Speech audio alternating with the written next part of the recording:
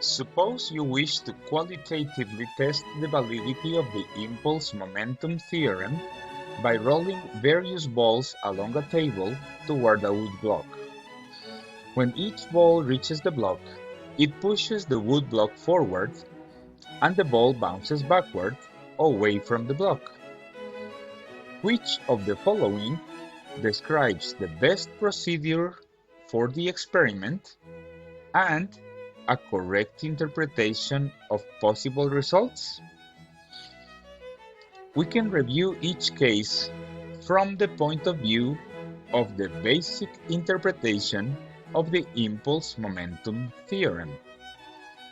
The impulse applied to an object is equal to the change in momentum of that object. In that sense, for case A, all the balls have the same mass and momentum.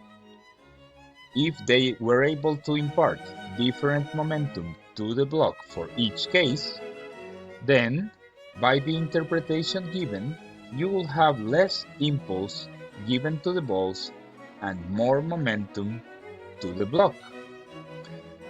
This clearly is impossible, as the impulse on the balls must be equal to the impulse on the block, albeit in a different direction. For option B, the result that will be consistent with the impulse momentum theorem will be that larger mass balls impart greater momentum to the block. For part D, balls that rebound with more speed should cause more movement on the block, not less. For part E, balls with higher speed will probably cause a larger impulse on the block, making it move more. None of these options state a situation consistent with the impulse momentum theorem.